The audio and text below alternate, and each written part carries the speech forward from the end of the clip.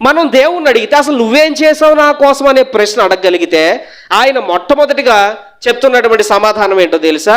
దేవుని మనం కానీ అడిగితే అసలు నువ్వు నా కోసం ఏం చేసావు ప్రభువా, నేను ఎందుకు నిన్ను ప్రేమించాలో మొట్టమొదటిగా నాకు కారణాలు చెప్పంటే, మొదటి కారణం మనం బైబిల్ నుంచి చూద్దాం ప్రియులారా. తిమోతికి రాసిన పత్రిక 1వ అధ్యాయం 15వ వచనం చదవండి. తిమోతికి రాసిన మొదటి పత్రిక తెరవండి ప్రియులారా.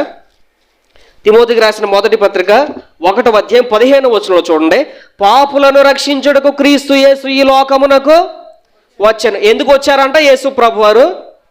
నువ్వేం చేసావు ప్రభు నా కోసం, అసలు నేను నిన్ను ఎందుకు ప్రేమించాలి అని కానీ మనం అడగగలిగితే ఆయన చెప్పేదే, నీవు పాపములో శాపములో సాతాను కబంధ హస్తాలలో నలిగిపోయి ఆశీర్వాదము లేక నెమ్మది లేక సుఖము లేక పాపముతో ఉన్న నీ దగ్గరకు, పాపములో ఉండి చనిపోవలసిన నీ దగ్గరకు, పరలోకాన్నే విడిచిపెట్టి పాపపు స్థితిలో ఉన్నటువంటి మన దగ్గరకు వచ్చి పాపులను రక్షించుటకు యేసుక్రీస్తు ఈ లోకానికి ఏం చేశాడు? నరావతారిగా నరరూప శరీరాన్ని దాల్చి ఎక్కడో మహిమలో కూర్చోవలసినటువంటి ఆ దేవుడు, ఆ పరమ తండ్రి, ఆకాశ మహాకాశాలు పట్టజాలైనటువంటి ఎవరూ కూడా సమీపించలేనటువంటి తేజస్సులో, మహిమలో, దూతలు కూడా చూడలేనటువంటి తేజస్సులో అమరత్వం కలిగి నివసిస్తున్నటువంటి ఆ దేవుడు నరకానికి దగ్గరగా ఉన్నటువంటి మన కోసం నిన్ను రక్షించాలని ఏం చేశాడో తెలుసా ప్రియులారా? ఆయన విడిచిపెట్టకూడని ఆ భాగ్యాన్నే నీ కోసం నా కోసం ఆయన స్వరూపాన్నే మార్చేసుకుని భూమి మీదకి వచ్చి పాపులను రక్షించుటకు యేసుక్రీస్తుగా ఈ లోకంలోనికి వచ్చి నిన్ను నన్ను ఆయన రక్తము కార్చి మనల్ని విడిపించి మనల్ని పిల్లలుగా చేసుకున్నారు ఆయన. రెండవది ప్రియులారా, పాపులను రక్షించడానికి నరావతారిగా వచ్చి ఆయన ఇంకేం చేశాడు మన కోసం అంటే, మనందరి కోసం తన విలువైనటువంటి ప్రాణాన్ని అర్పించాడు దేవుడు. చెప్పండి, ఏం చేశాడు ఆయన వచ్చిన తర్వాత? చెప్పండి అమ్మా.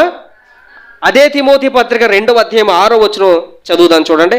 ఈయన అందరి కొరకు విమోచన క్రయధనముగా తన్ను తానే సమర్పించుకున్నాడు. ఏం చేశారంట? ఈయన అందరి కొరకు. ఎవరి కొరకు ప్రియులారా? ఏ భేదము లేదు. ఆ జాతి వారం లేదు, ఈ జాతి వారం లేదు, ఆ వర్గం వారం లేదు, ఆ కులం వారం లేదు, ఈ కులం వారం లేదు. అందరి కొరకు దేవుడు ఏం చేశాడంటే తన్ను తానే విమోచన క్రయధనముగా నీ స్థానంలో నా స్థానంలో ఉండి ఈ సర్వ మానవాళి కోసం దేవుడు ఏం చేశారు? క్రయధనముగా తన్ను తాను ఏం చేశారు? అర్పించుకున్నారు ప్రియుల. అంటే ప్రాణాన్నే అర్పించేశాడు దేవుడు, ప్రాణాన్ని అర్పించేశాడు. ఒక సంగతి చెప్తున్నాను వినండి. ఒక యవనస్తుడు ఒక యవనస్తురాలు ప్రేమించుకున్నారు. ఇది జరిగి 2002 అనుకుంటాను, ఇది జరిగింది 2002లో జరిగింది అనుకుంటాను ఈ సంఘటన జరిగి.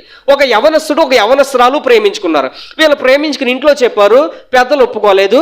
వాళ్ళ కులం వేరు వీళ్ళ కులం వేరు, ఎక్కడో దూరంగా ఒక కొండ మీదకి వెళ్ళిపోయి ఈ సమాజం మనల్ని బ్రతకనివ్వట్లేదు, మన ఇద్దరం కలిసి పెళ్లి చేసుకుందామంటే నీ క్యాస్ట్ వేరు నా క్యాస్ట్ వేరు, మన ఇద్దరు కులాలు వేరు కాబట్టి మనల్ని ఎక్కడున్నా బ్రతకనివ్వరని చెప్పి ఒక ఎత్తైనటువంటి శిఖరం మీదకి వెళ్ళిపోయారు. ఒక ఎత్తైనటువంటి శిఖరం మీదకి వెళ్ళిపోయి ఇద్దరం దూకేసి చచ్చిపోదాం అనుకున్నారు. అక్కడ ఎక్కేసి దూకేద్దాం అనుకున్నారు యవనస్తుడు యవనస్తురాలు. ఈ చివర ప్రియులారా దూకేసే టైంలో ఇద్దరు చేతులు పట్టుకున్నారు, ఇద్దరు కళ్ళు మూసుకున్నారు. ఇద్దరు కళ్ళు మూసుకుని ఏం చేశారంటే ఇక దూకేద్దాము అన్న టైంలో ఇద్దరు చేతులు పట్టుకుని ఇలా కిందకు దూకే టైంలో అబ్బాయి చెయ్యి విడిచిపెట్టేశాడు అమ్మాయిని.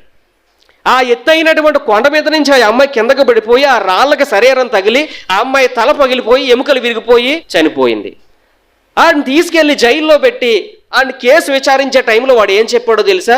నాకు వెళ్ళిపోదాం అనుకున్నానండి, ఆ చనిపోయే టైంలో నాకు భయం వేసింది. ఏం భయం వేసిందంటే నేను చనిపోతే నేను కానీ చావకపోతే నేను మొత్తం లైఫ్ అంతా ఈ స్ట్రక్చర్ మీద ఈ చైర్లో కూర్చోవాలి, లేకపోతే బెడ్ మీద ఉండాలి, ఇలాంటి బ్రతుకు నాకు వద్దు అని చెప్పి అమ్మాయి చెయ్యి విడిచిపెట్టేశానండి అని చెప్పి ఆడు కోర్టులో సాక్ష్యం ఇచ్చాడు. ఇది ఎందుకు చెప్తున్నానో తెలుసా?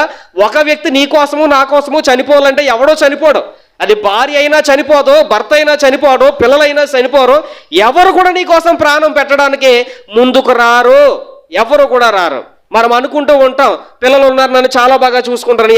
పిల్లలే చాలా బాగా చూసుకుంటే అనాథాశ్రమాలు ఎందుకు, వృద్ధాశ్రమాలు ఎందుకు ప్రియులారా? మనం అనుకుంటాం పెళ్లి చేసుకునేటప్పుడు ఈ అమ్మాయి నాతో పాటు ఉంటుందని. విడిచిపెట్టి వెళ్ళిపోయిన వాళ్ళు చాలా మంది ఉన్నారు. పిల్లలు విడిచిపెట్టి వెళ్ళిపోయిన వాళ్ళు చాలా మంది ఉన్నారు. భర్త భార్యని విడిచిపెట్టి వెళ్ళిపోయిన వాళ్ళు చాలా మంది ఉన్నారు. ఇదంతా ఏంటంటే అందరి కొరకు తన ప్రాణాన్నే ఇచ్చేశాడు దేవుడు. ఆ భేదం ఈ భేదం చూపకుండా, ఆ కులం ఈ కులం చూపకుండా తన్ను తానే విమోచన క్రయధనముగా లోకులందరి కోసం ఆయన తన ప్రాణాన్నే అర్పించేసుకున్నాడు. ఈరోజు ప్రేమ ప్రేమ ప్రేమ అని చెప్పి చచ్చిపోతున్నారు చూడండి యవనస్తులు. ప్రేమ ప్రేమ అని చెప్పి తల్లిదండ్రులు కూడా 20-30 సంవత్సరాలు పెంచినటువంటి తల్లిదండ్రులు వదిలేసి ఎక్కడికో వెళ్ళిపోయి జీవితాలను నాశనం చేసుకుని చావాలో మానాలో తెలియక ఆత్మహత్య చేసుకుని చచ్చిపోతున్నారు చూడండి. వీళ్ళందరూ కూడా ఒక్కడో ఏ వ్యక్తి కోసం కూడా ప్రాణం పెట్టలేరు ప్రియులారా.